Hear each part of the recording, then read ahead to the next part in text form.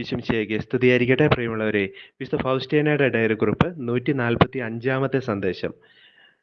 ചില സമയങ്ങളിൽ ഈശോയുടെ തിരുഹൃദയത്തിലെ മുറിവിൽ നിശബ്ദമായി അഭയം പ്രാപിക്കുന്നു. ഈ പ്രവൃത്തി മൂലം ശത്രു പരാജയപ്പെടുന്നു. വിജയത്തിനുള്ള ഒരുക്ക സമയമായാണ് ഞാൻ സമാധാന കാലങ്ങളെ കണക്കാക്കുന്നത്. എന്താണ് വിശുദ്ധ ഫൗസ്റ്റീന 145 സന്ദേശത്തിലൂടെ തന്റെ ഡയറി കുറിപ്പിൽ പറയുക? വിശുദ്ധ ഫൗസ്റ്റീന ചില അവസരങ്ങളിൽ ഈശോയുടെ തിരുഹൃദയത്തിലെ തിരുമുറിവിൽ അഭയം പ്രാപിക്കുക.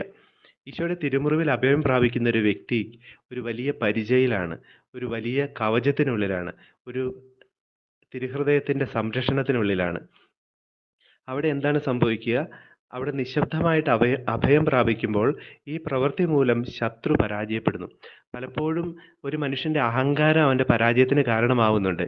ശത്രു എതിർക്കുമ്പോൾ എന്നെ കൂടാതെ നിനക്കൊന്നും ചെയ്യാൻ സാധിക്കുകയില്ല എന്നുള്ള കർത്താവിന്റെ വചനം മറന്നുകൊണ്ട് നമ്മൾ തന്നെ ചില അവസരങ്ങളൊക്കെ പ്രതിരോധം തീർക്കാറുണ്ട്.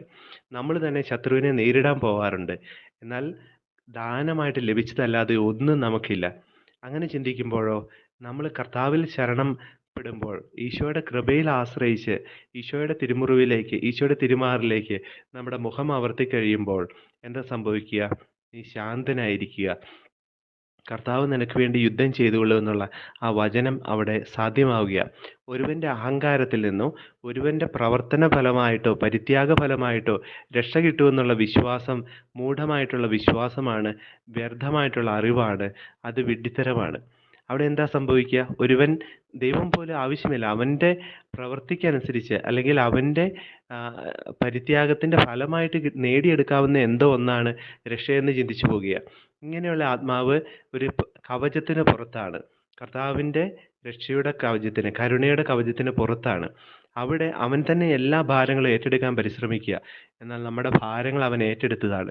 അവൻ തന്നെ പറയുക, എന്നെ കൂടാതെ നിനക്ക് ഒന്നും ചെയ്യാൻ സാധിക്കുകയില്ല.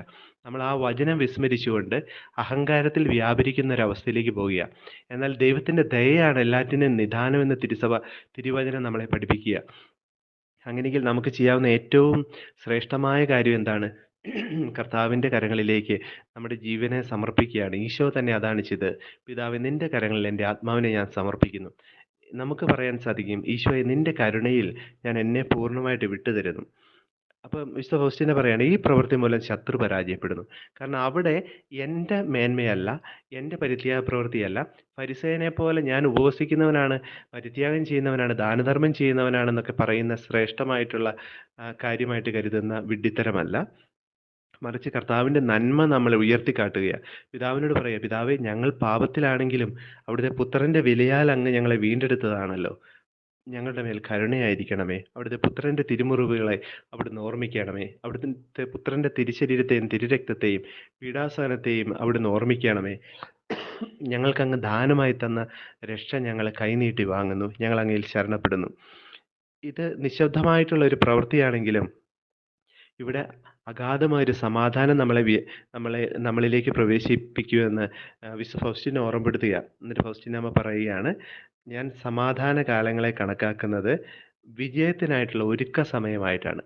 കർത്താവ് നമുക്ക് വേണ്ടി യുദ്ധം ചെയ്യുമ്പോൾ അവൻ്റെ കരുണയെ പ്രഘോഷിക്കാൻ, അവൻ്റെ സ്നേഹം പങ്കുവയ്ക്കാൻ നമ്മൾ പരിശ്രമിക്കുമ്പോഴോ, ആദ്യം നിങ്ങൾ സ്വർഗരാജ്യത്തിൻ്റെ നീതി അന്വേഷിക്കുക, ബാക്കി എല്ലാം അതിൻ്റെ കൂടെ ചേർക്കപ്പെടുന്നുള്ള വചനം പോലെ ആദ്യം നമ്മൾ കർത്താവിൻ്റെ കരുണയിൽ ശരണപ്പെടുക, ബാക്കി എല്ലാം അതിനോട് ചുറ്റും നമുക്ക് ലഭ്യമാണ്, നമുക്ക് വേണ്ടി നൽകപ്പെട്ടിരിക്കുന്നു എന്ന തിരിച്ചറിവ് നമുക്കുണ്ടാവുകയാണ്. അവിടെ നമുക്ക് സ്നേഹത്തോടെ ശരണത്തോടെ നമുക്ക് പറയാം, ഈശോയെ, ഞാൻ അങ്ങയിൽ ശരണപ്പെടുന്നു. നമ്മുടെ കർത്താവായ ഈശോ മിശിഹായുടെ കൃപയും പിതാവായ ദൈവത്തിന്റെ സ്നേഹവും പരിശുദ്ധാത്മാവിന്റെ സഹവാസവും നാം എല്ലാവരോടും കൂടെ ഉണ്ടായിരിക്കട്ടെ, ഇപ്പോഴും എപ്പോഴും എന്നേക്കും.